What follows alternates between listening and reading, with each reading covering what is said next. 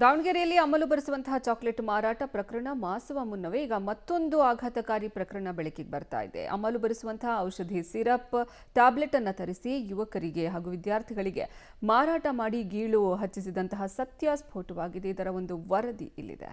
ದಾವಣಗೆರೆಯಲ್ಲಿ ಅಮಲು ಬರಿಸೋ ಸಿರಪ್ ವಿದ್ಯಾರ್ಥಿಗಳನ್ನ ದಾರಿ ತಪ್ಪಿಸುತ್ತಿದ್ದ gang arrest. ದಾವಣಗೆರೆಯಲ್ಲಿ ಅಮಲು ಬರಿಸೋ ಚಾಕ್ಲೇಟ್ ಮಾರಾಟ ಪ್ರಕರಣ ಮಾಸುವ ಮುನ್ನವೇ ಮತ್ತೊಂದು ಆಘಾತಕಾರಿ ಪ್ರಕರಣ ಬೆಳಕಿಗೆ ಬಂದಿದೆ.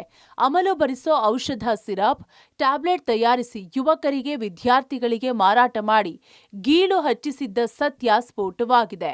ಹೌದು, ಅನಾರೋಗ್ಯ ಉಂಟಾದಾಗ ಸಿರಪ್ ಔಷಧ ನೀಡೋದು ಮಾಮೂಲು. ಆದರೆ ವೈದ್ಯರ ಸೂಚನೆ ಇಲ್ಲದೆ, ಕೆಲವೊಂದು ನಿಷೇಧಿತ ಹಾಗೂ ವೈದ್ಯರ ಸಲಹೆ ಇಲ್ಲದೆ ಸಿರಪ್ ಅನ್ನ ಗುಂಪೊಂದು ಮಾರಾಟ ಮಾಡ್ತಾ ಇತ್ತು. ಮಾದಕ ದ್ರವ್ಯ ನಿಗ್ರಹ ಪಡೆ ವಿಶೇಷ ಕರ್ತವ್ಯ ಅಧಿಕಾರಿ ಸಾಗರ್ ಅತ್ತರವಾಲ್ ತಂಡ ಇದನ್ನ ಭೇದಿಸಿದೆ.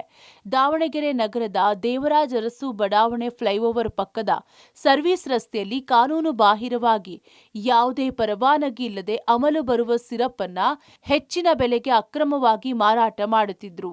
ರೇಡ್ ಮಾಡಿ 5 ಬಂಧಿಸಿದ ಅಧಿಕಾರಿಗಳು ಸಿರಪ್ಗಳನ್ನ ವಶಕ್ಕೆ ಪಡೆದಿದ್ದಾರೆ.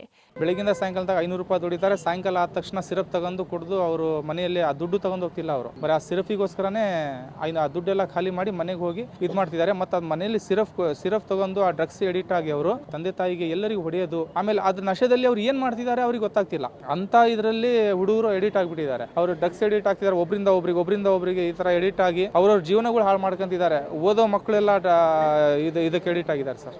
ದಾವಣಗೆರೆಯ ಎಸ್ಪಿ ನಗರದ ಅಂಗಡಿ ಮಾಲೀಕ ಮೆಹಬೂಬ್, ರಿಯಲ್ ಎಸ್ಟೇಟ್ ಉದ್ಯಮಿ ಮಹಮ್ಮದ್ ಶಾರಿಕ್, ಸೈಯದ್ ಬಾಬು, ಆಟೋ ಚಾಲಕ ಅಬ್ದುಲ್ ಗಫರ್ ಎಂಬುವರನ್ನ ಬಂಧಿಸಲಾಗಿದೆ. ಬಂಧಿತರಿಂದ 100 ml ಒಟ್ಟು 340 brank of C cough syrup ಬಾಟಲ್ಗಳು, 100 ml 15 EDEXCT ಕಾಫ್ ಸಿರಪ್ ಬಾಟಲ್ಗಳು ಸೇರಿದಂತೆ ಒಟ್ಟು 1,25,504 ರೂಪಾಯಿ ಮೌಲ್ಯದ ಔಷಧ ವಶಕ್ಕೆ ಪಡೆಯಲಾಗಿದೆ. ಈ ಸಂಬಂಧ ಬಸವನಗರ ಪೊಲೀಸ್ ಠಾಣೆಯಲ್ಲಿ ಪ್ರಕರಣ ದಾಖಲಾಗಿದ್ದು ತನಿಖೆ ಮುಂದುವರೆದಿದೆ.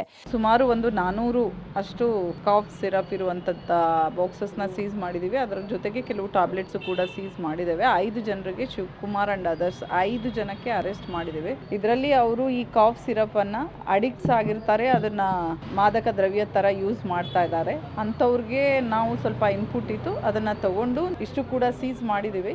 ಇವನು ಈ ಹಿಂದೆ ಯಾರ್ದೋ ಮೆಡಿಕಲ್ ಲೈಸೆನ್ಸ್ ಅನ್ನ ಅವನು ಪರ್ಚೇಸ್ ಮಾಡಿದಾನೆ. ಅದರ ಬೇಸಿಸ್ ಮೇಲೆ ಇದ್ರ ಬಗ್ಗೆ ಇನ್ನು ತನಿಖೆಯನ್ನ ಮಾಡ್ತಾ ಇದೀವಿ. ಕಾನೂನು ಬಾಹಿರವಾಗಿ ಯಾವುದೇ ಪರವಾನಗಿ ಇಲ್ಲದೆ ಅಮಲು ಬರುವ ಸಿರಪ್ ಬಾಟಲಿಗಳನ್ನು ಅಕ್ರಮವಾಗಿ ಹೆಚ್ಚಿನ ಬೆಲೆಗೆ ಮಾರಾಟ ಮಾಡುತ್ತಿದ್ದ ಆರೋಪಿಗಳನ್ನು ಬಂಧಿಸಲಾಗಿದೆ.